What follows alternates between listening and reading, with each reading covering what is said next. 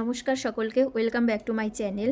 আজ করছি সরস্বতী পুজো উপলক্ষে একটা ড্রেস, লাড্ডু গোপালের জন্য স্পেশাল ড্রেস।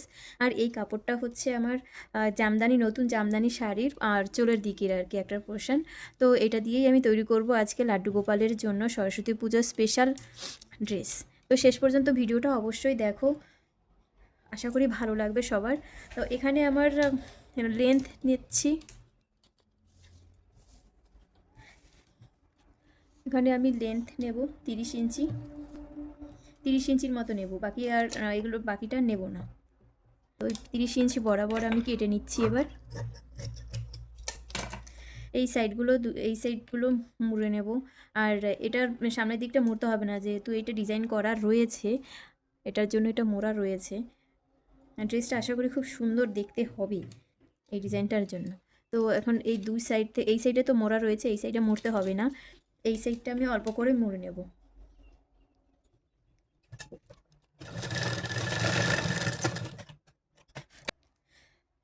এরপরে আমি এটার এখন ছোট ছোট করে প্লেট তৈরি করব, প্লেট দিয়েই করব আজকে ড্রেসটা।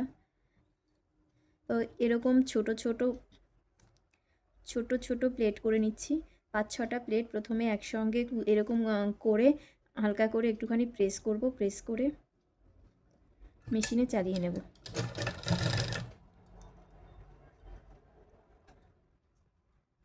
ড্রেসটা 1 নম্বর, 2 নম্বর, 3 নম্বর সব এই 3 নম্বরের লাড্ডু গোপালের জন্য একদমই উপযুক্ত।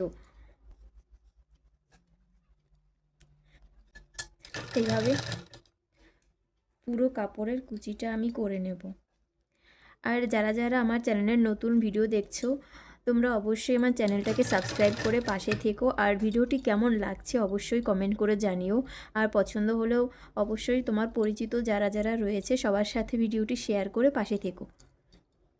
তো আমার প্লেটসগুলো এইভাবে আমি পুরো কাপড়, যেটুকু কাপড় নিয়েছিলাম পুরো 30 ইঞ্চি কাপড়ের পুরোটাই আমি এখন প্লেটস করে নিয়েছি। এক্সট্রা যে কাপড় রয়েছে এই কাপড়টা আবার আমি কেটে বাদ দিয়ে নিচ্ছি। কাপড়গুলো থেকে প্রচুর সুতো বেরোয়, একটুখানি ম্যানেজ করে সেলাই করতে হবে। তো আমার তো কুচিগুলো করা হয়ে গেছে। এরপর আমার কোমরের মেজারমেন্টটা একবার নিয়ে নিচ্ছি, কত ইঞ্চি রয়েছে।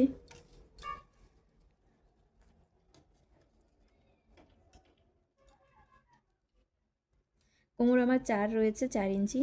তো এরপরে উপরের পার্টের জন্য এই পোর্শনের কাপড়টা নিয়ে নিচ্ছি। তো আমি এখানে এই কাপড়টাই নেব। এর জন্য 1 ইঞ্চি তো পুরো সেলাই করে 1 ইঞ্চি থাকবে, তো আমি 1.5 ইঞ্চির মতোই রাখছি।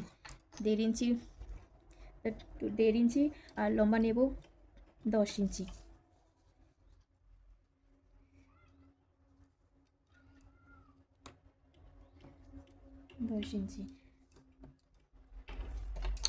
তবে এক একটা এর জন্য আমি 5 ইঞ্চি নেব। 5 ইঞ্চির এমন জায়গাভাবে নেব যেটা এরকম একটা জায়গা পড়ে, তো সেটা হাতের দিকটা পড়বে। তো এই জন্য এইখানের বরাবর এই 5 ইঞ্চি আলাদা নিচ্ছি। আর এই হলুদটাই নেব, আর এইখান থেকে 5 ইঞ্চি নেব, এখান থেকে এই পর্যন্ত।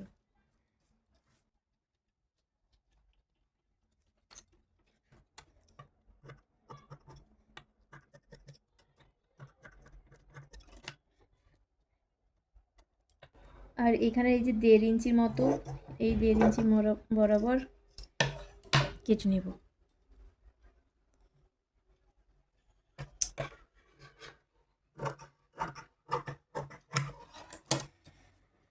1.5 ইঞ্চি বরাবর কেটে নিলাম। এবারে পুরো কাপড়টা তো আমি 1 ইঞ্চির মতো রাখবো, তো এই জন্য এই দুপাশ থেকে আগে আমি মুড়ে নিই।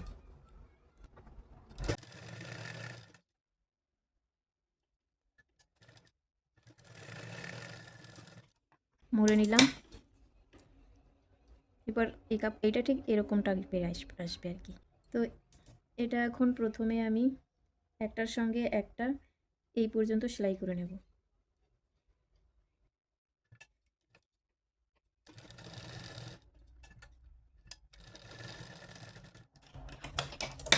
সেলাইগুলো করে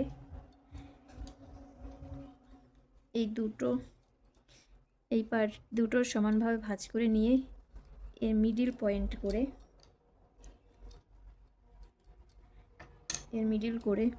এই দুটো জয়েন্টের মিডিল বরাবর ধরবো, ধরে এখানে একটা সেলাই মেরে নেব। প্রথমে যারা প্রথমবার এইভাবে আর কি সেলাই করবে লাড্ডু গোপালের, তো তাদের জন্য খুবই সহজভাবে আমি বুঝিয়ে দিচ্ছি যে এইভাবে করলে খুব ভালোভাবে, খুব সুন্দরভাবে হবে।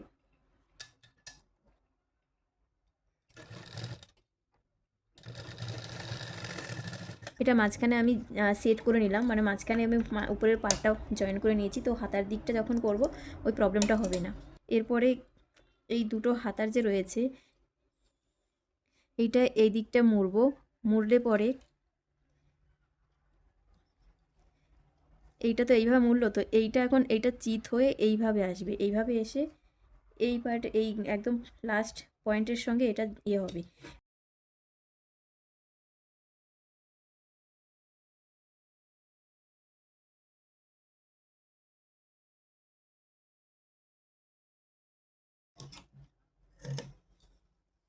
এবার এক্সট্রা কাপড়গুলো বের করে নিচ্ছে কেটে। এবার চাইলে একটা চাপ সেলাই দিয়েও নেওয়া যায়, না দিলেও হয়। তো হয়ে গেল আমার সুন্দর গোপালের ড্রেস, একদম সরস্বতী পুজোর জন্য রেডি, একদম হলুদ। এবার এইগুলো সবসময় ফুলে ফুলেই একটু থাকে, তো এগুলো হালকা করে ধরে এই প্লেটগুলো একটু প্রেস করে দিলেই একদম বসে যাবে, বসে গেলে দেখতে আরও সুন্দর লাগবে। আর এই পম টাইপের এই পুঁতি দিয়ে করার জন্য এটা আরও দেখতে আরও একটু ইউনিক লাগছে, মানে এরকম হওয়ার জন্য আরও একটু ইউনিক লাগছে। তো আমি এটা পুরো প্রেস করে এনে দেখাচ্ছি কেমন হয়েছে ফাইনাল লুক। তো এই হচ্ছে আমার পুরো গোপালের ফুল লুক। এটার পেছনে বাঁধার জন্য আমি একটা ছোট লটকান করে নিয়েছি ওই পম দিয়েই। তো কেমন হয়েছে অবশ্যই কমেন্ট করে জানিও।